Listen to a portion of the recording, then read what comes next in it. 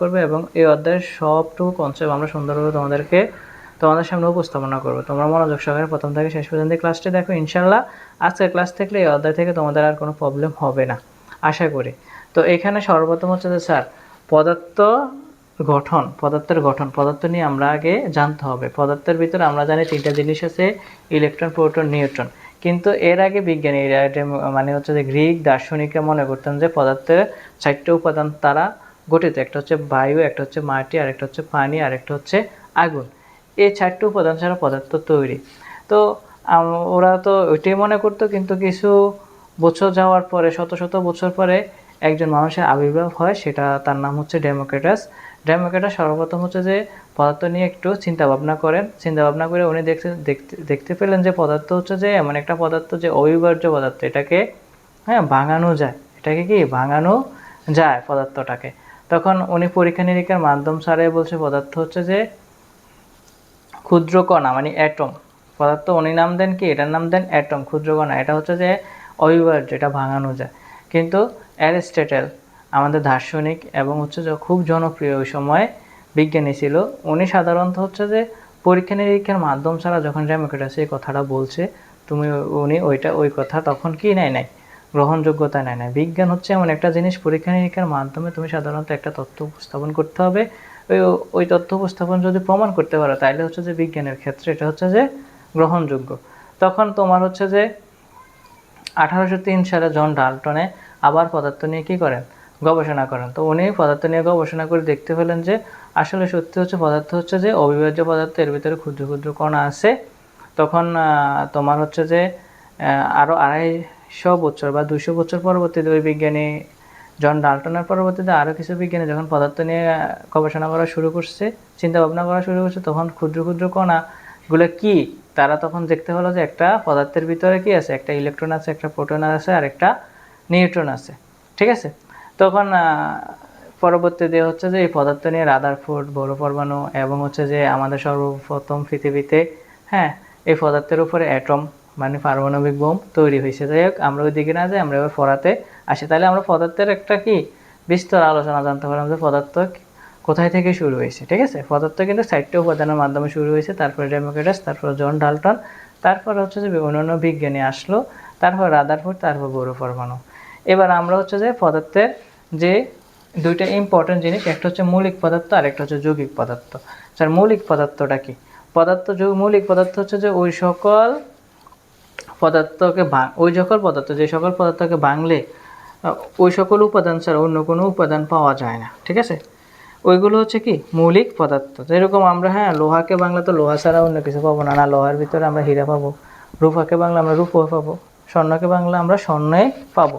তাহলে যে সকল পদার্থকে ভাঙলে ওই উপাদান ছাড়া অন্য কোনো উপাদান পাওয়া যায় না, সেটা হচ্ছে কি স্যার মৌলিক পদার্থ। কথা ক্লিয়ার তো? তাহলে আরেকটা জিনিস মনে রাখবা, যেরকম আমি যদি এখানে অক্সিজেন লিখি, তো অক্সিজেনটা বাংলা আমরা এখানে 2টা অক্সিজেন পাবো। হাইড্রোজেন লিখি, হাইড্রোজেনটা বাংলা আমরা কয়টা হাইড্রোজেন পাবো? 2টা হাইড্রোজেন পাবো। নাইট্রোজেন লিখি, 2টা নাইট্রোজেন পাবো। ঠিক আছে। তারপর হচ্ছে যে আমরা যদি সালফার লিখি, 2টা সালফার পাবো। তাইলে আমরা দেখো এই হাইড্রোজেন পদার্থকে বাংলা আমরা 2টা হাইড্রোজেন পাইলাম, হাইড্রোজেন, অন্য কোনো উপাদান আমরা এখানে পাই নাই। তাইলে এটা হচ্ছে মৌলিক পদার্থ। পরীক্ষার মধ্যে আসতে পারে অক্সিজেন একটা কি পদার্থ? মৌলিক পদার্থ। খুবই ইম্পর্টেন্ট, এগুলো কিন্তু বাচ্চারা মিসিং করে। তুমি যদি মেইন বই না পড়ো, তোমার বোর্ড বই না পড়ো, তাহলে তুমি পরীক্ষায় কিছু দিতে পারবে না। তোমার মেইন বই, বোর্ড বই থেকে সাধারণত প্রশ্ন করা হবে। ঠিক আছে। তো তোমরা মেইন বই, বোর্ড বইটা সাধারণত কনসেপ্টগুলো ভালোভাবে জানার চেষ্টা করবে, তারপরে তোমার কাছে ইজি লাগবে বোর্ড প্রশ্নগুলো। তুমি কয়টা মুখস্থ করবে ভাই? তাহলে হচ্ছে যে আমরা এটা জানতে পারলাম মৌলিক পদার্থ। আবার হচ্ছে যে খুবই একটা ইম্পর্টেন্ট, প্রকৃতিতে এই পর্যন্ত হচ্ছে যে মৌলিক পদার্থ মানে মৌল পাওয়া গেছে 118টি। সবসময় মনে রাখবে 118টি। কয়টি পাওয়া গেছে স্যার? 118টি মৌল পাওয়া গেছে। এগুলোর মধ্যে 98টি প্রকৃতিতে পাওয়া যায়, বাকি মৌলগুলো গবেষণাগারে তৈরি করা হয়েছে। ঠিক আছে। তুমি কি জানো আমাদের মানব শরীরে কয়টি মৌল পাওয়া যায়? আমাদের মানব শরীরে মোট 26 ধরনের ভিন্ন ভিন্ন মৌল আছে। 26 ধরনের মৌল আছে আমাদের শরীরের ভিতরে। ঠিক আছে। তো যৌগিক পদার্থ কি স্যার? যৌগিক পদার্থ হচ্ছে যে ওই সকল পদার্থ যে পদার্থকে ভাঙলে ওই পদার্থের উপাদান সহ অন্যান্য আরও উপাদান পাওয়া যায়, সেগুলো হচ্ছে কি যৌগিক পদার্থ। তাহলে আমাদের এখানে যৌগিক পদার্থ আমরা দেখো, আমরা যদি পানিকে ভাঙি H2O, ঠিক আছে। তাহলে এখানে হাইড্রোজেন একটা, এখানে হাইড্রোজেন একটা, দুইটা, এখানে অক্সিজেন একটা। তাহলে আমরা কি দেখো তিনটা জিনিস পেলাম না, হাইড্রোজেন দুইটা পাইলাম, অক্সিজেন একটা পাইলাম। ওই উপাদান সহ অন্য আরেকটা উপাদান যদি আমরা পেয়ে থাকি তাহলে এটাকে আমরা যৌগিক পদার্থ বলবো। তাহলে এখানে সবসময় মনে রাখবা যৌগিক পদার্থের একটা অনুপাত থাকে, হাইড্রোজেন H2O এর অনুপাত কত, পানির অনুপাত কত, পরীক্ষা আসলে 2:1 দিয়ে দেবা, শেষ। হাইড্রোজেন আছে কয়টা পরমাণু, দুইটা, অক্সিজেন আছে একটা, তাহলে 2:1। তাহলে মিথেন যদি বলে, মিথেনের অনুপাত কত, কার্বন একটা 1, হাইড্রোজেন 4টা। ক্লিয়ার? এবার হচ্ছে স্যার পরমাণু এবং অণু, সবচেয়ে বেশি ইম্পর্টেন্ট। পরমাণু কি? পরমাণু হচ্ছে স্যার মৌলিক পদার্থের ক্ষুদ্র ক্ষুদ্র কণাকে সাধারণত পরমাণু বলা হয়। মৌলিক পদার্থের ক্ষুদ্র ক্ষুদ্র কণাকে সাধারণত পরমাণু বলে, এটা মনে রাখবা, ঠিক আছে।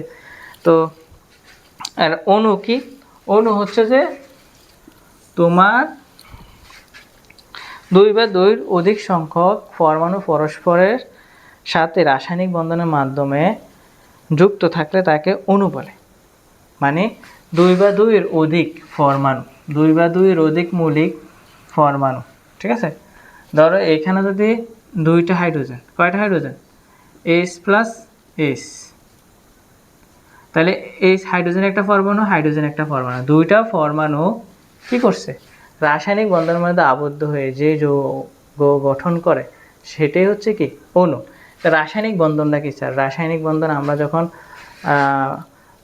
পঞ্চম অধ্যায় পড়বো তখন আমরা বুঝতে পারবো রাসায়নিক বন্ধন হচ্ছে যে এমন একটি প্রক্রিয়া, যে প্রক্রিয়ার মাধ্যমে তারা যৌগ গঠন করতে পারে, ইলেকট্রন আদান প্রদান করে, ইলেকট্রন শেয়ার করে, একজনকে ইলেকট্রন দেয় আরেকজন নেয়, বা ইলেকট্রন ভাগাভাগির মাধ্যমে তারা যৌগ গঠন করে। যেরকম H2O, হাইড্রোজেন কি করছে, ইলেকট্রন শেয়ারের মাধ্যমে তারা H2O হাইড্রোজেন গ্যাসটা তৈরি করছে।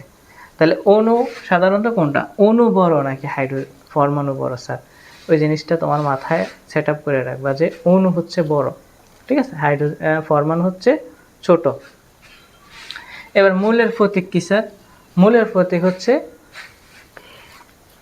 কোন মূলের ইংরেজি সংক্ষিপ্ত রূপকে প্রতীক বলে, কোন মূলের ইংরেজি সংক্ষিপ্ত রূপকে প্রতীক বলে, কোন মূলের ইংরেজি বা ল্যাটিন নামের সংক্ষিপ্ত রূপকে প্রতীক বলে। খুবই ইম্পর্টেন্ট, এটা পরীক্ষা আসবে।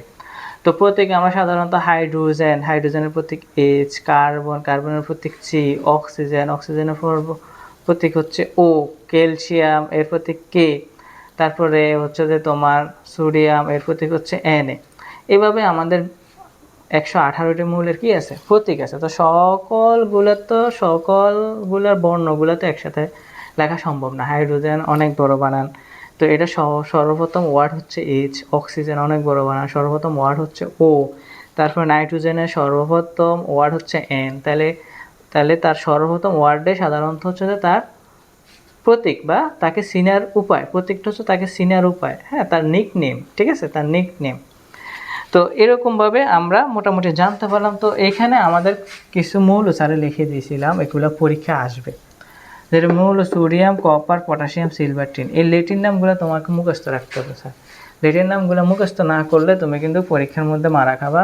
এখান থেকে একটা ক নাম্বারে আসবে, বা সংক্ষিপ্তের মধ্যে আসবে, বা এমসিকিউর মধ্যে আসবে। সোডিয়ামের লেটিন নাম নেট্রিয়াম, তো এন এর প্রতীক, কপারের কাপ্রাম এর প্রতীক Cu, পটাশিয়াম হচ্ছে ক্যালিয়াম এর প্রতীক হচ্ছে K, সিলভার হচ্ছে অ্যার্জেন্টাম এর প্রতীক হচ্ছে Ag, টিন হচ্ছে স্টেনাম এর প্রতীক হচ্ছে Sn। তো তোমাদের বইয়ের 3.03 যে টেবিলটা আছে 38 পৃষ্ঠায়, ওইটা তোমরা ভালোভাবে মুখস্থ করে নেবে, ঠিক আছে। এরপর হচ্ছে স্যার সংকেত। সংকেত কি? সংকেত আমাদেরকে জানতে হবে। সংকেত হচ্ছে যে যখন পরমাণুগুলো একসাথে আবদ্ধ হয়ে একটা যৌগ গঠন বা অণু গঠন করে, ওই অণুটাকে সাধারণত সংকেত বলে। যেরকম হাইড্রোজেন গ্যাস, এটা একটা সংকেত। তারপরে হাইড্রোক্লোরিক অ্যাসিড, এটা একটা সংকেত। একটা পরমাণুর অণু বা একটা পরমাণু, দুইটা পরমাণু একসাথে হয়ে কি একটা অণু গঠন করছে, অণুটা হচ্ছে হাইড্রোক্লোরাইড অ্যাসিড। তো এটাকে আমরা কি বলবো, এটাকে আমরা সংকেত বলবো, ঠিক আছে। তারপরে আমরা এখানে H2SO4, তাহলে এখানে পরমাণু আছে, এখানে পরমাণু আছে, এখানে পরমাণু আছে। তারপর দুইটা পরমাণু একসাথে হয়েছে অণু, তারপর দুইটা পরমাণুর সাথে আরেকটা পরমাণু একসাথে হয়েছে অণু, 4টা পরমাণু একসাথে হয়েছে, এখানে অণু গঠিত হয়েছে। তাহলে অণু সবগুলো গঠিত হয়ে একটা কি গঠিত হয়েছে, সংকেত। আশা করি প্রিয় শিক্ষার্থীরা তোমরা সংখ্যাতে কোনো সমস্যা হবে না। পরমাণু সাংগঠনিক কণা আছে তিনটা আছে, একটা হচ্ছে ইলেকট্রন, আরেকটা হচ্ছে প্রোটন, আরেকটা হচ্ছে নিউট্রন। তো ইলেকট্রনের নিজস্ব কি আছে? নিজস্ব আধান আছে, প্রোটনের নিজস্ব আধান আছে। ইলেকট্রনের আধান হচ্ছে ঋণাত্মক, প্রোটনের আধান হচ্ছে ধনাত্মক। তাহলে আমাদের বইয়ের মধ্যে হচ্ছে টেবিল 3.05, এই টেবিলটা তোমাকে অবশ্যই মুখস্থ রাখবে। তাই মূলের কণিকার নাম ইলেকট্রন, প্রতীক হচ্ছে ই, তার আধান হচ্ছে -1.60 ইন্টু 10⁻90 কুলম্ব, তার প্রকৃত ভর হচ্ছে 9.110 ইন্টু 10⁻28 টু 8 গ্রাম। আপেক্ষিক আধান হচ্ছে -1, আপেক্ষিক ভর হচ্ছে 0। প্রোটন হচ্ছে +1.60 ইন্টু 10⁻90 কুলম্ব, নিউটন n=0, তার ভর, আধান, আপেক্ষিক ভর মুখস্থ রাখার চেষ্টা করব। তার পারমাণবিক সংখ্যা খুবই ইম্পর্টেন্ট, ঠিক আছে? পারমাণবিক সংখ্যা কি, এটা তোমার পরীক্ষা আসবে। পারমাণবিক সংখ্যাটা, পারমাণবিক সংখ্যা হচ্ছে তোমার ফেসবুক আইডি আছে না, তো ফেসবুক আইডির মাধ্যমে যেরকম তোমাকে ইন্ডিকেট করা যায়, চিনা যায়, ঠিক আছে, ওই রকম পারমাণবিক সংখ্যার মাধ্যমে আমরা একটা মৌলকে কী করতে পারি? আইডেন্টিফাই করতে পারি, চিনতে পারি। পারমাণবিক সংখ্যা হচ্ছে কোনো মৌলের একটি পরমাণু নিউক্লিয়াসে উপস্থিত প্রোটন সংখ্যাকে ওই মৌলের পারমাণবিক সংখ্যা বলে। কোনো মৌলের একটি পরমাণু নিউক্লিয়াসের উপস্থিতিতে প্রোটন সংখ্যাকে, আর নিউক্লিয়াসের ভিতরে যে প্রোটন সংখ্যাটা আছে ওই প্রোটন সংখ্যাকে সাধারণত কী বলা হয়? পারমাণবিক সংখ্যা বলা হয়। হিলিয়ামের একটি পরমাণু নিউক্লিয়াসে 2টি প্রোটন থাকে। হিলিয়াম হচ্ছে যে এর 2টি থাকে, কারণ হচ্ছে তার ভিতরে প্রোটন সংখ্যা আছে 2টা, তাইলে তার ভিতরে পারমাণবিক সংখ্যাও আছে 2, তার ভিতরে ইলেকট্রন সংখ্যাও আছে কত? 2। তাই হিলিয়ামের পারমাণবিক সংখ্যা হলো 2, কারণ হিলিয়ামের নিউক্লিয়াসের ভিতর এই হিলিয়াম একটা অরবিট আঁকলাম, এর ভিতরে হচ্ছে যে নিউক্লিয়াস কয়টা আছে? প্রোটন কয়টা আছে? নিউক্লিয়াসের ভিতর প্রোটন 2টা আছে, ঠিক আছে? এই 2টা প্রোটনকে সাধারণত 2টা প্রোটন থাকার কারণে আমরা হিলিয়ামকে পারমাণবিক সংখ্যা কত বলবো? 2 বলবো। আর একটা জিনিস মনে রাখবা, নিউক্লিয়াসের ভিতরে যতগুলো প্রোটন সংখ্যা থাকে নিউক্লিয়াসের বাইরে ঠিক ততগুলো ইলেকট্রন সংখ্যা থাকে, তাহলে এখানে ইলেকট্রন থাকবে 2টি। তাহলে আমরা একটা জিনিস জানতে পারলাম কি, পারমাণবিক সমান প্রোটন সমান ইলেকট্রন, তারা ভাই 3 ভাই, সম্পদ সমান ভাগে ভাগ করে নিয়েছে, বাপের সম্পদ, ঠিক আছে? বাপের সম্পদ কি? বাপের সম্পত্তি সমানভাবে ভাগ করে নিয়েছে কি? পারমাণবিক প্রোটন ইলেকট্রন, ঠিক আছে? তোমার বাপের 3 সন্তান, 3 সন্তানে কি সমান ভাগে সম্পত্তি ভাগ করে নিবা না কম বেশি নিবা? হ্যাঁ, কম বেশি নিলে তো আল্লাহ দিছে, এত দিল দরদি মানুষ এই পৃথিবীতে খুবই কম আছে। হ্যাঁ, আমার ভাইয়ে যদি নেয় 10%, আমি নিব 10%, উনিও নেব 10%, 1 সুতা ইঞ্চি পরিমাণ কি দিতে পারবো না? বাদ দিতে পারবো না, এসব বলবা, ঠিক আছে? তাহলে বাপের সম্পত্তি সব সমান রাখবা, 3 ভাইয়ে যখন নেবে সমান করে নেবে, তাহলে পারমাণবিক সংখ্যা যত থাকবে প্রোটন সংখ্যা তত, ইলেকট্রন সংখ্যা তত।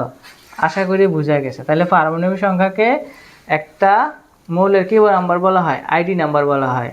এই আইডি নাম্বার দ্বারা আমরা একটা মৌলকে আইডেন্টিফাই করতে পারি। যেরকম 8 বললে আমরা জানি অক্সিজেন, ঠিক না? যদি 7 বলি আমরা জানি নাইট্রোজেন, যদি 3 বলি আমরা জানি লিথিয়াম, যদি 19 বলি আমরা জানি পটাশিয়াম। কিভাবে? পারমাণবিক সংখ্যার মাধ্যমে আমরা এটাকে ইন্ডিকেট করে ফেলছি। তো আমি যদি 30 বলি, 30 কোন নাম্বার মূল? জিঙ্ক মূল, ঠিক আছে? খুব সহজ। তাহলে পারমাণবিক সংখ্যা জানা গেল। এবার হচ্ছে যে আমাদের সবচেয়ে বেশি ইম্পর্টেন্ট হচ্ছে ভর সংখ্যা। স্যার ভর সংখ্যা কি? ভর সংখ্যা হচ্ছে যে কোন মূলের প্রোটন সংখ্যা প্লাস নিউট্রন সংখ্যাকে ভর সংখ্যা বলে। Proton plus neutron, clear? Proton plus neutron সংখ্যাকে ভর সংখ্যা বলা হয়। আমরা জানি একটা মৌলের ভিতরে কি থাকে? একটা মৌলের ভিতরে 3টা জিনিস থাকে, ইলেকট্রন, প্রোটন, নিউট্রন।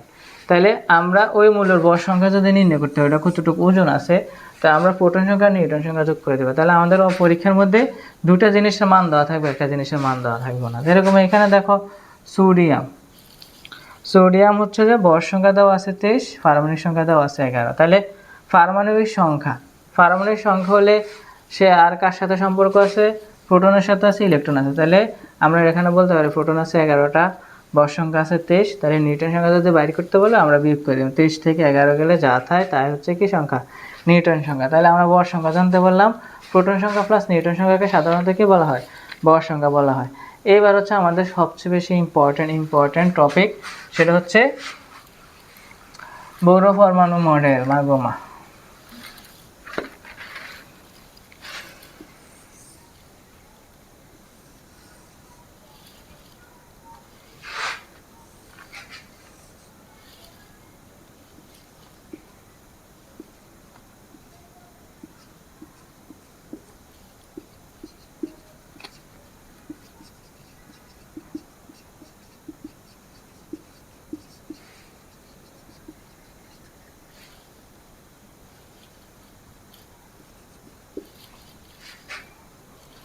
তো সেক্ষেত্রে দেখো আমি কিন্তু তোমাদের জন্য বড় পরমাণু মডেলটা যতটুকু পেরেছি এঁকেছি, অতটা সুন্দর হবে না হয়তো, অতটা ভালো ড্রয়িং করতে পারি না।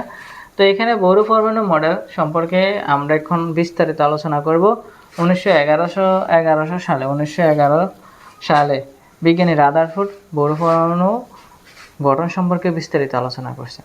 উনি বলছিল কি জানো, উনি বলছিল পরমাণুর একটা কেন্দ্র আছে, এই পরমাণু এটা হচ্ছে কেন্দ্র, এই কেন্দ্রটার নাম উনি কি দিয়েছে স্যার, নিউক্লিয়াস। এই কেন্দ্রটার নাম হচ্ছে কি দিয়েছে, নিউক্লিয়াস।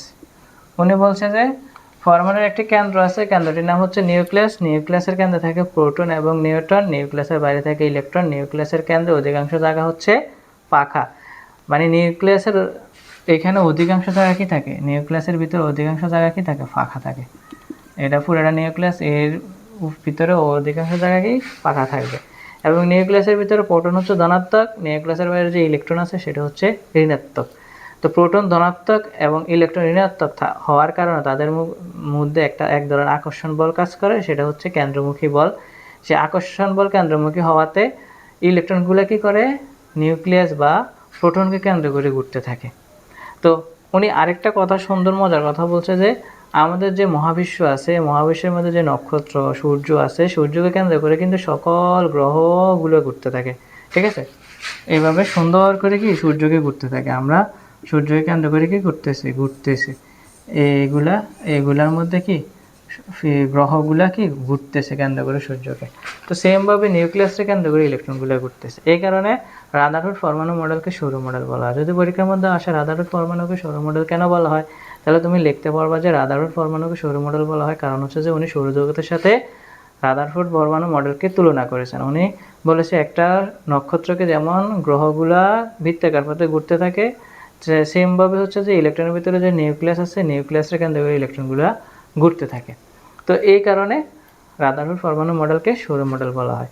এবার অন্য কী সীমাবদ্ধতা, ভুল ত্রুটিগুলো তো অবশ্যই আছে, মানুষ মাত্রই ভুল, মানুষ তো ভুল করবে স্বাভাবিক। তো এখানে উনি ভুল করছে কি, উনি বলছে যে নিউক্লিয়াসে যে ইলেকট্রনগুলো আছে সেগুলো কিভাবে ঘুরবে সঠিক বা বর্ণালী ব্যাখ্যা দিতে পারে নাই। যে ইলেকট্রনটা আমি কীভাবে ঘুরাবো এখানে, এই যে অরবিটটারে ভেদ করে, অরবিটটাকে ভেদ করে, অরবিটকে ভেদ করে কি সেটাকে ঘোরাও পক্ষে সম্ভব, এটা কি ইম্পসিবল, নট ইম্পসিবল। তাহলে এখানে উনি কি করতে পারে না, সঠিকভাবে বর্ণালীর ব্যাখ্যা দিতে পারে না, 1 নম্বর ভুল। 2 নম্বর ভুল হচ্ছে যে আমাদের যে মহাবিশ্ব আছে, গ্রহ নক্ষত্র আছে, এগুলোর মধ্যে কোনো আধান নাই, আধানবিহীন, শ্বাসশূন্য। কিন্তু আমাদের নিউক্লিয়াসের ভিতরে যে প্রোটন আছে ওইটা হচ্ছে ধনাত্মক, নিউক্লিয়াসের বাইরে যে ইলেকট্রন আছে সেটা হচ্ছে ঋণাত্মক। ধনাত্মক এবং ঋণাত্মক থাকার কারণে তাদের ভিতরে আধান আছে এবং তাদের ভিতরে একটা কেন্দ্রমুখী বল আছে। তো ম্যাক্সওয়েলের তথ্য অনুযায়ী আমরা জানি যে প্রোটনের নিউক্লিয়াসের ভিতরে যে প্রোটন আছে তার অধিক শক্তি হওয়ার কারণে ইলেকট্রনগুলো ঘুরতে ঘুরতে ঘুরতে ঘুরতে ঘুরতে ঘুরতে একটা সময় তার ক্রমাগত শক্তি হারিয়ে সে নিউক্লিয়াসের উপর পতিত হবে, নিউক্লিয়াসের উপর পতিত হলে সে বিলুপ্ত হয়ে যাবে।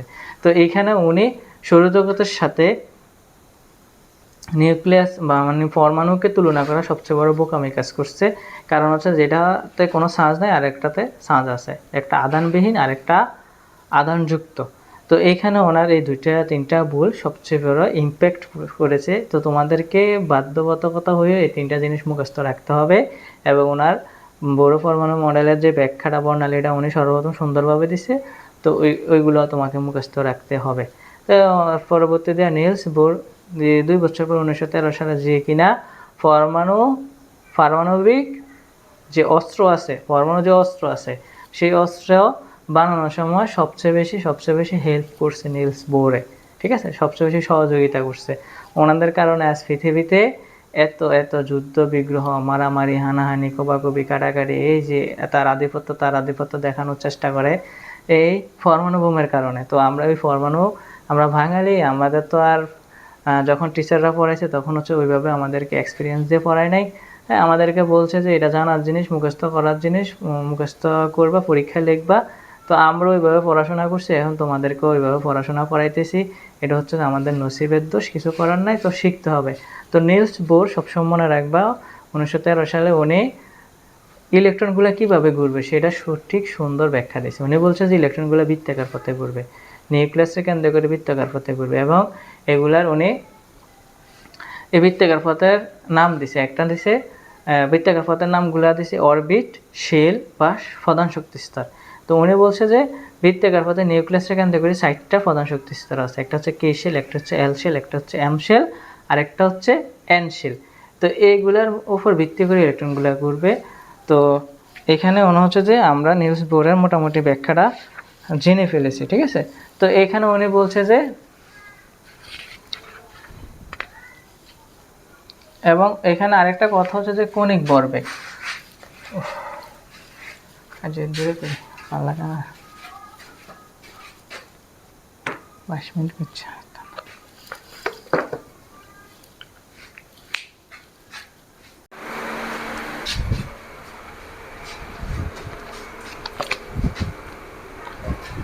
বড় পরমাণু মডেলের কণিক ভরবেগটা খুবই ইম্পর্ট্যান্ট আমাদের পদার্থের গঠনের মধ্যে। তো এখানে আমাদের কি বলছে স্যার, এখানে বলছি বড় পরমাণু মডেলের কণিক ভরবেগের মানটা হচ্ছে এমবিআর। এটা দিয়ে আমাদের কিন্তু পরীক্ষায় একটা অঙ্ক আসবে। MBR NH/2π। এন হচ্ছে যে তোমার কোয়ান্টাম সংখ্যা প্রধান শক্তি স্তর, এইচ হচ্ছে তোমার প্লাঙ্কের ধ্রুবক, আর পাই হচ্ছে তোমার 3.1416। তাহলে এখানে এম ইলেকট্রন ভরের মানটা মনে রাখবা 9.11 10⁻31 কেজি। আর হচ্ছে যে কক্ষপথে, এই আর হচ্ছে যে কক্ষপথে শক্তিস্তর ঘুরবে তার ব্যাসার্ধ, যে কক্ষপথে আর কি, ধরো এই কক্ষপথে এটা ঘুরতেছে তার সম্পূর্ণ ব্যাসার্ধ, আর বি যে কক্ষপথে ঘুরবে সেই ইলেকট্রনের বেগ, যে কক্ষপথে, ধরো এই কক্ষপথে যে ইলেকট্রনরা ঘুরতেছে তার হচ্ছে বেগ।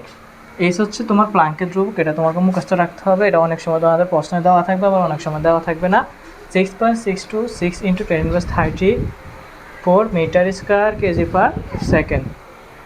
আর এন হচ্ছে প্রধান শক্তি স্তর বা কোয়ান্টাম সংখ্যা। তোমার 60টা কোয়ান্টাম সংখ্যা হচ্ছে, একটা হচ্ছে কে শেল, একটা হচ্ছে এল শেল, একটা হচ্ছে এম শেল, আর একটা হচ্ছে এন শেল।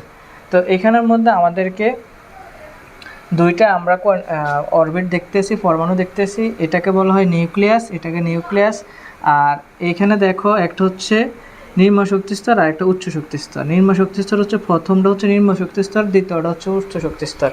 তো উচ্চ শক্তি স্তর থেকে যখন একটা ইলেকট্রন আসবে তখন শক্তি নির্গত হবে, মানে শক্তি হারাবে, ঠিক আছে। আর নিম্ন শক্তি স্তর থেকে যখন উচ্চ শক্তি স্তরে আসবে তখন শক্তি শোষিত হচ্ছে, মানে এই শক্তি বিকিরিত হচ্ছে, শক্তি বেশি হচ্ছে মনে হবে, ঠিক আছে। তো বিকিরিত শক্তির পরিমাণটা দিয়ে এতটা অঙ্ক আসে না, তো এমসিকিউ তো আসলে তোমরা মনে রাখবা HB/λ।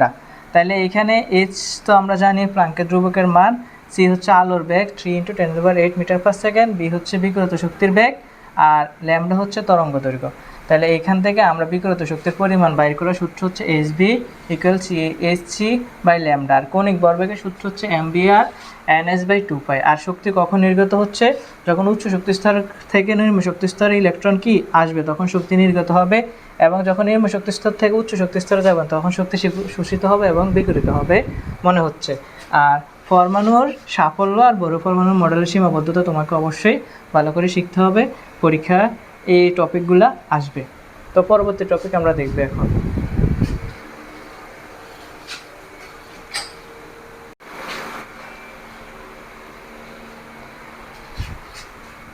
তো প্রিয় শিক্ষার্থীরা, এখানে দেখো পরমাণু শক্তি স্তরে ইলেকট্রন বিন্যাস। পরমাণু শক্তি স্তরে ইলেকট্রন বিন্যাস আমরা কী পাবো, প্রতিটি প্রধান শক্তি স্তরে ইলেকট্রন ধারণ ক্ষমতা হচ্ছে 2n²।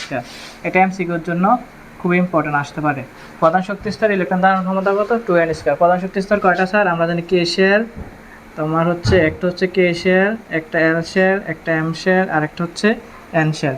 তাহলে কে হচ্ছে N=1 হলে কে শেল, N=2 হলে এল শেল, N=3 হলে এম শেল, N=4 হলে এন শেল। তাহলে কে ইকুয়াল 1 হলে কে ইকুয়াল এন ইকুয়াল 1 হলে কে শেল, ঠিক আছে। তো কে শেলে ইলেকট্রন, কে শেলে প্রধান শক্তি স্তরে ইলেকট্রন ধারণ ক্ষমতা 2 × 1 স্কোয়ার, তাহলে 1 1 1 2 1 2। আর এল প্রধান শক্তি স্তরে ইলেকট্রন ধারণ ক্ষমতা হচ্ছে, যেহেতু সূত্রের 2, এন এর মান 2, 2 স্কোয়ার 2 দুগুণে 6, 4 দুগুণে 8টি। তারপর হচ্ছে এম শেলে ইলেকট্রন শক্তি স্তরে ধারণ ক্ষমতা 2 × 3 স্কোয়ার, 3 3 9, 9 দুগুণে 18টি, ঠিক আছে। আর তোমার হচ্ছে যে এন প্রধান শক্তি স্তরে ইলেকট্রন ধারণ ক্ষমতা হচ্ছে 2 × 4, 4 4 16, 16 দুগুণে 32টি। তাহলে আমরা জানতে পারলাম আমাদের কে শেলে থাকে 2টি, এল শেলে থাকে 8টি, এম শেলে থাকে 18টি, আর এন শেলে থাকে 32টি। এর মাধ্যমে আমরা আমাদের মৌলের ইলেকট্রন বিন্যাস করতে পারবো।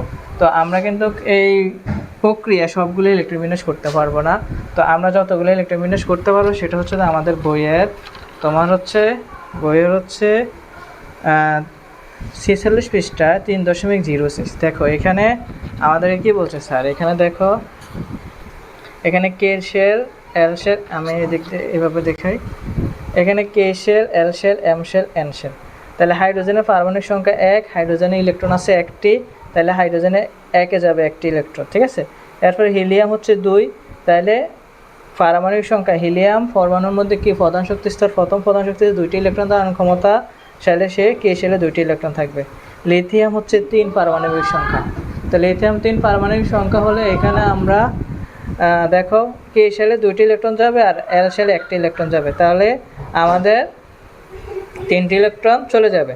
তো বেরিলিয়াম হচ্ছে 4টি, বেরিলিয়াম হচ্ছে পরমাণু ইলেকট্রন ধারণ ক্ষমতার মানে বেরিলিয়ামের মধ্যে পরমাণু সংখ্যা হচ্ছে 4টি পারমাণবিক সংখ্যা, ঠিক আছে। তাইলে কে শেলে থাকবে 2টি, কারণ সে 2টি ধারণ ক্ষমতা তার, সে 2টার বেশি নেয় না, ঠিক আছে। সে 2টা হলে খুশি হয়ে যায় আর বাকিগুলো সে ছেড়ে দেয়। তো পরবর্তী বাকিগুলো কে নেয়, আমরা জানি কে শেল হলে এল শেল, এল শেল 8টি পর্যন্ত নেবে, ঠিক আছে।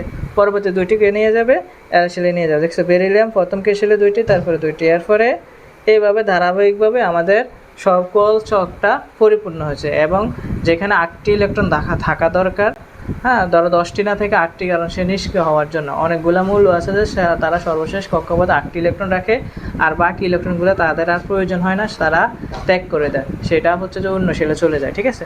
তো এইভাবে আমাদের হচ্ছে যে সবগুলো ইলেকট্রন বিন্যাস আমরা করতে পারবো না, আমাদের বিভিন্ন সমস্যা হবে। তোমরা বইয়ের যে টপিকটা রিডিংগুলো পড়লে তোমরা বুঝতে পারবা। তো আমাদের আরেকটা ইলেকট্রন বিন্যাস শিখতে হবে, সেটা হচ্ছে উপশক্তি স্তরের ধারণা।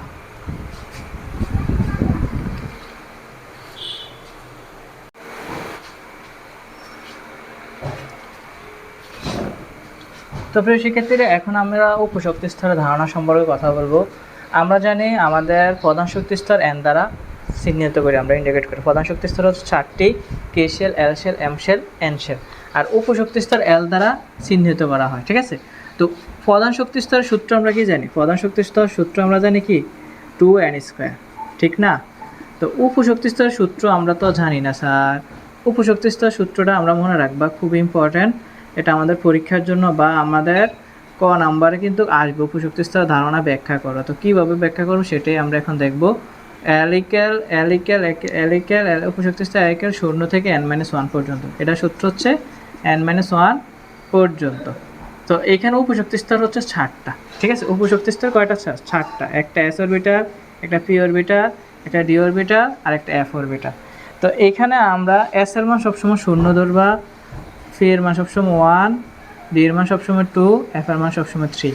0 থেকে শুরু, উপশক্তি স্তর কি তার 0 থেকে শুরু না? তাহলে 0 হলে s, 1 হলে p, 2 হলে d, 3 হলে f অরবিটাল। তো এখন আমরা উপশক্তি স্তরের ধারণাটা খুব সুন্দরভাবে তোমাকে দিব। প্রধান শক্তি স্তর 2n² না, তাহলে প্রধান শক্তি স্তর n, আর উপশক্তি স্তর l হলে আমরা এই অরবিটালের মানগুলো খুব সুন্দরভাবে বের করে দেখো। n=1 হলে লিখবো, n=1 হলে n এর মান যখন আমি 1 ধরছি, n এর মান যখন আমি 1 ধরলাম, তাহলে এখানে 1 - 1, তাহলে কত থাকে স্যার? 0 না, তাহলে 0। n=1 হলে l=0। অরবিটাল সংখ্যা কয়টি? 1টি। এখানে অরবিটাল সংখ্যা 1টি। তাহলে অরবিটাল একটি 0 হলে কোন অরবিটাল হয় স্যার? 0 হলে s অরবিটাল। n এর মান কত স্যার? 1 স্যার, তাহলে 1s অরবিটাল, ঠিক আছে। আশা করি তোমরা এটা বুঝতে পেরেছো। এবার n ইকুয়াল 2 হলে, ঠিক আছে, l ইকুয়াল 0 থেকে 0, তারপরে 2 যদি বসাই স্যার এখানে 2 ত্যাগ গেলে কত স্যার 1 থাকে, তাহলে এখানে 1 বসাবো, অরবিটাল সংখ্যা 2টি, তাহলে 2s 2p, ঠিক আছে, 0 জন্য s, 1 এর জন্য p, আর n এর মান 2, তাহলে 2s 2p, 2s 2p। আবার n ইকুয়াল 3 হলে স্যার l ইকুয়াল 0 1 2 3টি, তাহলে আমাদের 3s 3p, তারপর হচ্ছে 3d। আবার n ইকুয়াল স্যার কত 4 হলে l ইকুয়াল 0 1 2 3, তাহলে এখানে হচ্ছে 4টি অরবিটাল সংখ্যা, 4s 4p, তারপর হচ্ছে 4d, তারপর হচ্ছে 4f। তো এইটুকু হচ্ছে যে আমাদের উপশক্তি স্তর ধারণা। এইভাবে আমরা সবগুলো উপশক্তি স্তর বের করবো। আমাদের 4 পর্যন্ত বের করলে আমাদের মোটামুটি হয়ে যায়, আমরা 5 পর্যন্ত আর বের করার প্রয়োজন নাই। এবার আমরা তারপরে দেখবো যে ইলেকট্রন ধারণ ক্ষমতা কীভাবে প্রত্যেকটা অরবিটালের জন্য কয়টি করে ইলেকট্রন আমরা বসাতে পারি, এবং হচ্ছে যে 2n² এবং উপশক্তি স্তর ধারণার মধ্যে যে একটা টেবিল ছক, সেটা সম্পর্কে আমি তোমাদের সাথে আলোচনা করা হবে।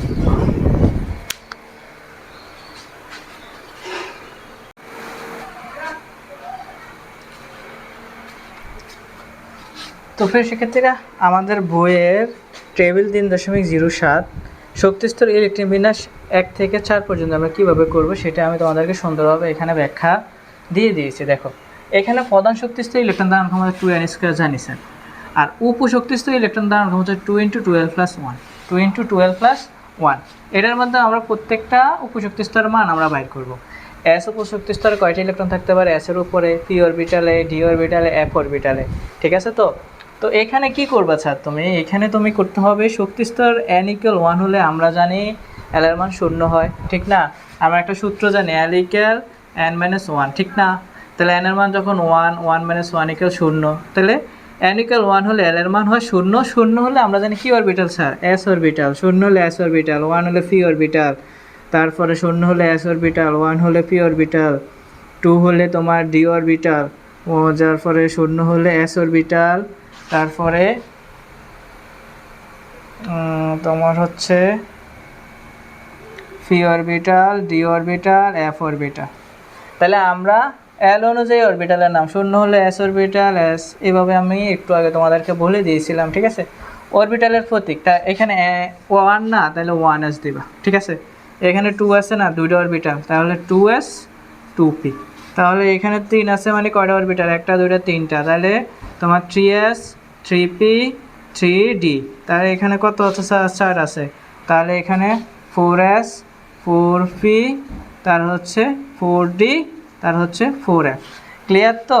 এবার আমাদের কি হচ্ছে ইলেকট্রন সংখ্যা। স্যার ইলেকট্রন সংখ্যা কীভাবে বাইর করব সেটা আমি দেখবো। দেখো, l এর মান 0 না এখানে, তাহলে এখানে 2 × 2 × 0 + 1, 2 0 0, 0-এর সাথে 1 যোগ করলে 1, 2 1 2, তাহলে আমার এখানে s অরবিটালের উপর ইলেকট্রন ধারণ ক্ষমতা কয়টি, 2টি। s অরবিটাল ইলেকট্রন ধারণ ক্ষমতা 2টি, p অরবিটালে হচ্ছে 1, তাহলে 2 1 2, 2-এর সাথে 1 যোগ করলে 3, 3 2 হয় 6, তারপর হচ্ছে এটার মান 2 দিয়ে দিই, তাহলে আমরা এটা তো জানি 2, এটা তো জানি 6, তাহলে d অরবিটালে আমরা 2 বলি, 2 2 6, 4 1 5, 5 2 10, d অরবিটালে 10টি, তাহলে এটার মান 2টি, এটার মান হচ্ছে 6টি, এটার মান 10টি, আর f অরবিটাল হচ্ছে 3 দিয়ে দিই, এখানে 3 2 6, 6 1 7, 7 2 14টি। এবার আমাদের কাজ কি স্যার, এখানে হচ্ছে যে উপশক্তি স্তরের মোট ইলেকট্রন সংখ্যা আর প্রধান শক্তি স্তরের যে ইলেকট্রন সংখ্যা তা হচ্ছে সমান, এটা আমাদেরকে দেখাইতে বলছে এই চার্টের মধ্যে। দেখো, উপশক্তি স্তর ইলেকট্রন ধারণ ক্ষমতা, তার প্রত্যেকগুলো সব কিছু আমরা মান বাইর করে নিয়েছি। এবার প্রধান শক্তি স্তরের ক্ষেত্রে দেখো, কে শেলে কয়টি ইলেকট্রন থাকে স্যার, 2টি। ক্লিয়ার। তাহলে কে শেল, এল শেলের মধ্যে কয়টি ইলেকট্রন থাকে স্যার, 8টি, তাহলে 2 যোগ 6, 2 যোগ 6 8টি, ঠিক আছে। কে শেল, এল শেল। এবার এম শেলের মধ্যে কয়টি ইলেকট্রন থাকে স্যার, 18টি না। দেখো আমরা এখানে 2 6 10, 2 যোগ 6 যোগ 10 যোগ কত হয়, 18টি। তারপরে কে শেল গেছে, এল শেল গেছে, এম শেল গেছে, এন শেলে কয়টি ইলেকট্রন থাকে স্যার, 32টি। তাহলে দেখো এখানে কয়টি হয়, 2 যোগ 6 যোগ 10 যোগ 14 ইকুয়াল হচ্ছে 32টি। তাহলে আমরা এখান থেকে বুঝতে পারলাম উপশক্তি স্তরের ইলেকট্রন ধারণ ক্ষমতা এবং প্রধান শক্তি স্তরের ইলেকট্রন ধারণ ক্ষমতা হচ্ছে যে সমান থাকে, সেটি হচ্ছে আমাদের এখানে দেখার বিষয় চার্ট থেকে। তো আশা করি প্রিয় শিক্ষার্থী তোমরা এই চার্টটা ভালো করে বুঝতে পেরেছো। তোমাদের বইয়ের 3.07। এই বইয়ের এই ছাড়টা তোমাদেরকে সুন্দর করে স্যার এখানে ব্যাখ্যা সহকারে বুঝিয়ে দিয়েছে। এবার হচ্ছে পরমাণুতে ইলেকট্রন বিন্যাসের নীতি স্যার আমরা দেখাবো।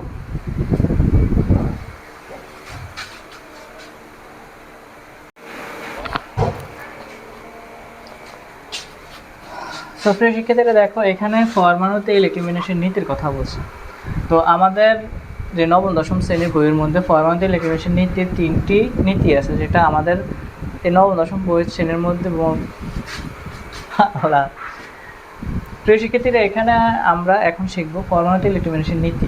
ঠিক আছে, পরমাণু ইলেকট্রন বিন্যাসের নীতিটা খুবই ইম্পর্টেন্ট, তোমাদের পরীক্ষার মধ্যে এখান থেকে একটা মার্ক আসে সবসময়। তো এটা খুবই স্পেশালভাবে তোমাকে কী রাখতে হবে, মনে রাখতে হবে।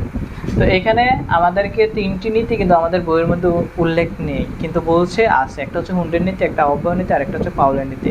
তো এটা হচ্ছে উচ্চ মাধ্যমিক যখন আমরা ইন্টারমিডিয়েটের রসায়ন নিয়ে পড়াশোনা করবো, তখন আমরা ওই 3টি নীতি ব্যাখ্যা সহকারে আমরা ওইখানে ভালোভাবে করতে পারবো। এখন আমাদের ওইগুলোর ব্যাখ্যার কোনো প্রয়োজন নেই।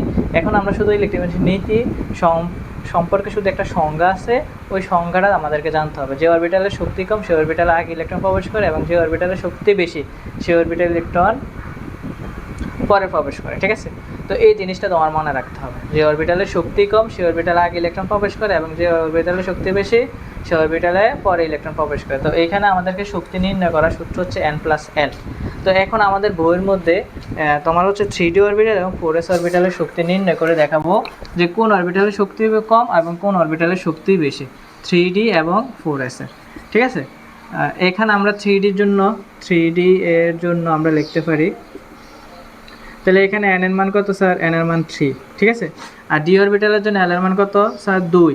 তাহলে আমরা যদি অরবিটালের শক্তি হচ্ছে কিটা n+l, তাহলে 3 যোগ 2, তাহলে 3 2 যোগ করলে হয় 5। আর 4s এর জন্য n এর মান হচ্ছে 4, আর আমরা জানি s অরবিটাল l এর মান হচ্ছে 0, তাহলে n+l, তাহলে 4 + 0, তাহলে আমাদের এখানে হচ্ছে 4। তাহলে কোনটার মান বেশি? 3d এর মান বেশি। তাহলে 3d এর মান যেহেতু বেশি, 3d অরবিটালের শক্তি বেশি, 3d অরবিটালে ইলেকট্রন পরে প্রবেশ করবে। 4s এর শক্তি কম, এই কারণে 4s এ ইলেকট্রন আগে প্রবেশ করবে। তো আমাদেরকে অবশ্যই ইলেকট্রন বিন্যাস সম্পর্কে জানতে হবে। ইলেকট্রন বিন্যাস না শিখলে তো আরও হচ্ছে মহাবিপদ। তো স্যারে তোমাদেরকে এখন ইলেকট্রন বিন্যাস শেখাবো, কীভাবে ইলেকট্রন বিন্যাসটা করতে হয়। ঠিক আছে, তো তোমরা ইলেকট্রন বিন্যাস অবশ্যই পারো আশা করি। যারা নতুন 9-এ পড়তেছো বা 9-এ পড়তেছো তারা তো অবশ্যই পারবে না। তো ইলেকট্রন বিন্যাসটা আমি তোমাদেরকে দেখাই দিতেছি ইলেকট্রন বিন্যাসটা কীভাবে করতে হয়। ঠিক আছে, তো ইলেকট্রন বিন্যাস করার জন্য আমাদেরকে সর্বপ্রথম হচ্ছে যে আমাদের যে পর্যায় সারণীতে 30টা মৌল আছে, 30টা মৌলের পারমাণবিক সংখ্যা জানতে হবে। ঠিক আছে, hydrogen, helium, lithium, beryllium, boron, carbon, nitrogen, oxygen, fluorine, neon, sodium, magnesium, aluminium, silicon, phosphorus. এইভাবে তোমার হচ্ছে যে 30টা মৌল তোমাকে মুখস্থ করতে হবে। তো স্যারে অক্সিজেনেরটা জানি ধরো 8, অক্সিজেনের পারমাণবিক সংখ্যা 8। তাহলে এখানে আমাদের এক বলতে কয়টা অরবিটাল পেয়েছিলাম? একটা অরবিটাল। 1s অরবিটাল ইলেকট্রন ধারণ ক্ষমতা 2টি, 1s2, তারপর আবার 2s 2, তারপর আবার 2p দিবা 6।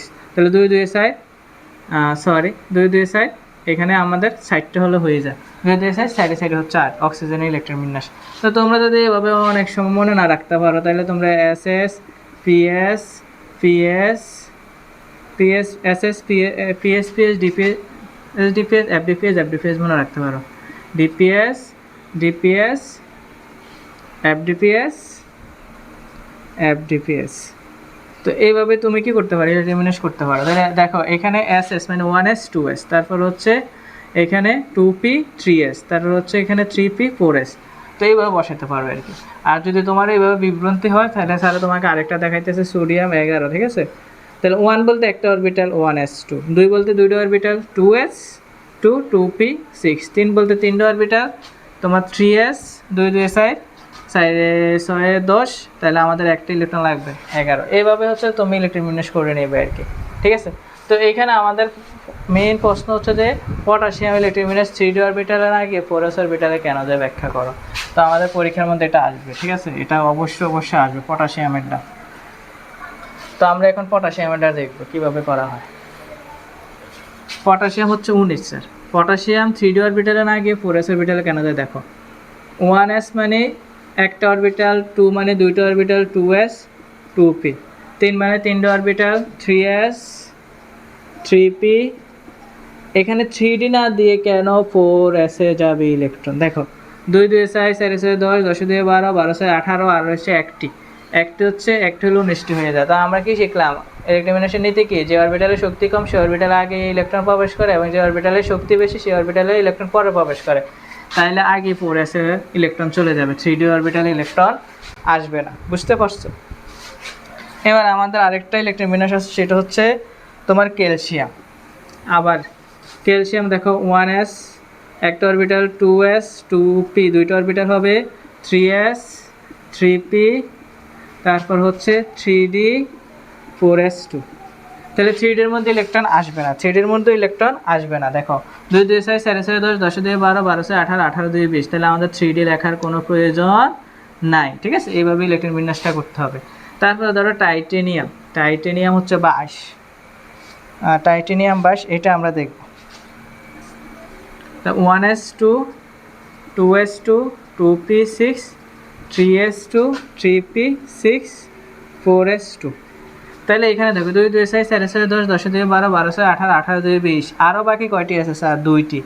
এবার 3D অরবিটালে তার খিদা লেগেছে, হ্যাঁ তার প্রয়োজন বোধ হয়েছে। ঠিক আছে, 4s যখন পরিপূর্ণ হয়ে গেছে তার আর ইলেকট্রন প্রয়োজন নাই। আমরা জানি s অরবিটালে ইলেকট্রন ধারণ ক্ষমতা 2টি, এর বেশি সে কখনো কি করতে পারবে না, নিতে পারবে না।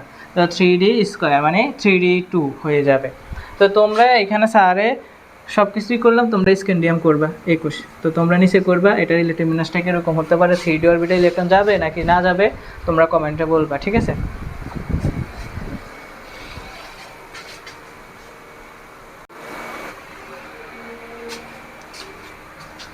তো প্রিয় শিক্ষার্থীরা, ইলেকট্রিক বিন্যাসের সাধারণ নিয়মের কিছু ব্যতিক্রমটা হচ্ছে তোমার পি অরবিটাল এবং ডি অরবিটালের ক্ষেত্রে।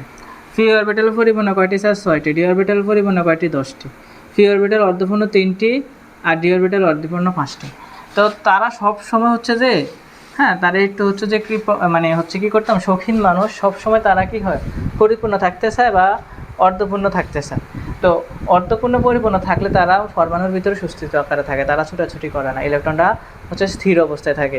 তখন সে যদি তার অরবিটালের ভিতরে পরিপূর্ণ থাকে তো সে সুখী মানুষ, যদি পরিপূর্ণ না থাকে তাহলে হচ্ছে সে কান্নাকাটি শুরু করে, তার ইলেকট্রন প্রয়োজন ইলেকট্রন প্রয়োজন ইলেকট্রন প্রয়োজন, সেই ইলেকট্রন একজনের কাছ থেকে ধার করে নিয়ে আনে যে আমাকে দে, আমি সারিয়ে গেই। ঠিক আছে, আর যখন সে এভাবে অর্ধপূর্ণ মানে যদি একটা ইলেকট্রন ঘাটতি থাকে তখন সে তার কাছে ইলেকট্রন কী করে আনে। আর যখন ইলেকট্রন বেশি থাকে, ধরো 6 থেকে বেশি ইলেকট্রন সে ছাইড়া দেয়, তো আমার দরকার নাই, তুই নিয়ে যা, আমার এত সম্পদের প্রয়োজন নাই, এই সম্পদ আমি দিয়ে দিছি। তখন এবার কাহিনীটা কি এখানে আমরা দেখব যে ক্রোমিয়াম 24 এবং কপার 29, ঠিক আছে, কপার 29, এই দুইটার ভিতরে হচ্ছে যে ঘটনা, এই দুইটার ভিতরেই ঘটনা, এই দুইটার ভিতরের মাধ্যমে তোমাদের পরীক্ষায় প্রশ্ন আসবে যে ক্রোমিয়ামের ইলেকট্রন বিন্যাসের ব্যতিক্রম কেন ব্যাখ্যা করো। তো ক্রোমিয়ামের ইলেকট্রন বিন্যাসটা তুমি করতে হবে, করার পরিবর্তে তার ব্যাখ্যাটা আমি বলে দেবো কীভাবে তুমি পরীক্ষা লিখতে হবে। ধরো ক্রোমিয়াম সারে লিখলাম, তো আমরা যে তখন ইলেকট্রন বিন্যাস শিখে আসলাম। ঠিক আছে, 1s2 2s2 2p6 3s2 3p6 3d তোমার হচ্ছে যে 2 2 6 4 6 10 10 2 12 12 6 18 18 2 হচ্ছে কত? 20, 18 2 হচ্ছে 20, তাহলে 4s2 3d4। এভাবে না s অরবিটাল পরিপূর্ণ হওয়ার পর পরবর্তীতে 3d অরবিটালে ইলেকট্রন যাবে। এখন ঘটনাটা কি দেখো, ক্রোমিয়ামের 3d অরবিটালে ইলেকট্রন আছে কয়টি? 4টি। তো এইখানে তার ঘটনাটা হচ্ছে সে 10টি বা হচ্ছে 5টি রাখতে চায়, তাহলে সে কান্নাকাটি করে, তার একটা ইলেকট্রন প্রয়োজনের, সে হ্যাঁ তোমার হচ্ছে যে সুখী থাকার জন্য তার আর একটা ইলেকট্রন প্রয়োজন। সে যখন কান্নাকাটি করতেছে তার লাগবে লাগবে লাগবে, হ্যাঁ তোমার আব্বুর কাছে যাইয়া বলো না আব্বু 10টা টাকা দেন না আজকে দেন না, আজকে না আগে দিলে স্কুলে যাওয়া বন্ধ করে দেয়। তেমনইভাবে সে 3D অরবিটালে হচ্ছে যে একটা ইলেকট্রন পাওয়ার জন্য অনেক কান্নাকাটি করতেছে। তো এখানে সবচেয়ে দরদি দয়াশীল হ্যাঁ ব্যক্তি হচ্ছে 4s অরবিটাল। সে কী করে, তার কষ্ট দেখে সে আর কি করতে পারতেছে না, নিজেকে কন্ট্রোল করতে পারতেছে না। তখন সে কয় না ভাই তুই এত কষ্টে থাকলে কীভাবে, তোর কষ্ট আমি সহ্য করতে পারতেছি না, তুই সুখে থাক, তুই আমার থেকে একটা ইলেকট্রন নিয়ে যা। তখন সে কী করে, এই ক্রোমিয়াম 24 সে কী করে 1s2 2s2 2p6 3s2 3p6 3d5 4s1 সে একটা ইলেকট্রন ধারণ করে দেয়। এবার ঘটনাটা কি লিখবা, ব্যাখ্যাটা কি লিখবা, ক্রোমিয়ামের ইলেকট্রন বিন্যাস ব্যতিক্রম, কারণ হচ্ছে যে আমরা জানি অরবিটালের মধ্যে পি অরবিটাল এবং ডি অরবিটাল তারা সবসময় পরিপূর্ণ এবং অর্ধপূর্ণ থাকতে চায় পরমাণুর ভিতরে সুস্থিত আকার থাকার জন্য। তো তারা যদি অর্ধপূর্ণ পরিপূর্ণ থাকে তাহলে পরমাণুর ভিতরে সুস্থিত আকার থাকে। এখানে ক্রোমিয়ামে ইলেকট্রন বিন্যাস করে দেখা যাচ্ছে যে 3d অরবিটালের সর্বশেষ কক্ষপথে তোমার 4টি ইলেকট্রন আছে। 3d অরবিটালে তার একটি ইলেকট্রন প্রয়োজন, সে একটা ইলেকট্রন গ্রহণ করার আকাঙ্ক্ষা বেশি, তাও একটা ইলেকট্রন গ্রহণ করার আকাঙ্ক্ষা বেশি থাকাতে 4s একটা ইলেকট্রন কী করে দেয়, 3d অরবিটালটা দান করে দেয়। এবার 3d 5 হয়ে যায়, 4s 1 হয়ে যায়। এই সেমভাবে তোমরা কপারের ইলেকট্রন বিন্যাসটা করে স্যারকে বলবা কমেন্টে, হ্যাঁ যদি পারো অবশ্যই, ঠিক আছে। তো এই ইম্পর্টেন্ট টপিকটা কিন্তু অবশ্যই তোমাকে ভালো করে পড়তে হবে, এটা পরীক্ষার মধ্যে আসে। তো সবাই হ্যাঁ বুঝতে পারলে তো অবশ্যই কমেন্ট করবা, বলবা কথাগুলো, যেহেতু কষ্ট করে ক্লাসটা তোমার ক্রিয়েট করতেছি।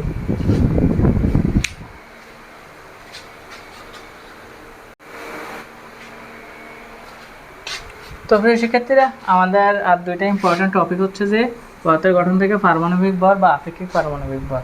তো এই সূত্র দিয়ে তোমাদের পরীক্ষার মধ্যে অঙ্ক আসবে একটা, ভেরি ভেরি ইম্পর্টেন্ট এই সূত্রটা, ঠিক আছে। মৌলের একটি পরমাণুর ভর আর হচ্ছে 1.66 × 10⁻24 গ্রাম। তো এটা দিয়ে তোমরা মৌলের একটি পরমাণুর ভর দেওয়া থাকবে, আর এটা তোমার মুখস্থ রাখবা, এটা দ্বারা এটা ভাগ দিলে যা বাইর হবে তাই হচ্ছে আপেক্ষিক পারমাণবিক ভর। আর আণবিক ভর নির্ণয়, এখান থেকে আণবিক ভর H2SO4 H2O তারা মিথেন, এর কীভাবে আণবিক ভর বের করবে দেখো। H2SO4 এর আণবিক ভর বের করার জন্য হাইড্রোজেনের ভর মুখস্থ রাখতে হবে। হাইড্রোজেনের ভর হচ্ছে 1 × 2 ভিন্নমূল যোগ, সালফারের ভর হচ্ছে তোমার হচ্ছে যে মেবি সালফারের ভর মেবি হচ্ছে যে 32, আর অক্সিজেনের ভর হচ্ছে যোগ অক্সিজেনের ভর হচ্ছে 16 ইন্টু হচ্ছে 4, তারপরে এখানে 2 × 2 আর হচ্ছে 32, তাই 16 64, ঠিক আছে।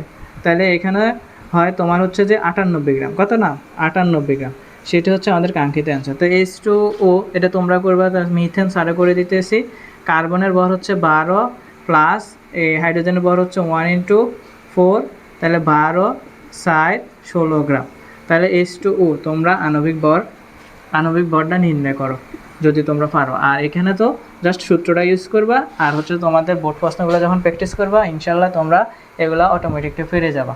তো আশা করি প্রিয় শিক্ষার্থীরা তোমাদের আজকের যে ক্লাসটা করানো হয়েছে বেসিক থেকে এবার কনসেপ্ট পর্যন্ত সবগুলো কিন্তু সুন্দরভাবে গুছিয়ে বইয়ের টপিকগুলো বুঝিয়ে দেওয়া হয়েছে। আর তোমরা যদি এটা ক্লাসটা কন্টিনিউ বারবার না দেখে একবার মনোযোগ সহকারে দেখো, তাহলে হচ্ছে যে তোমরা অবশ্যই এই ক্লাস থেকে ভালো একটা কিছু নিতে পারবে।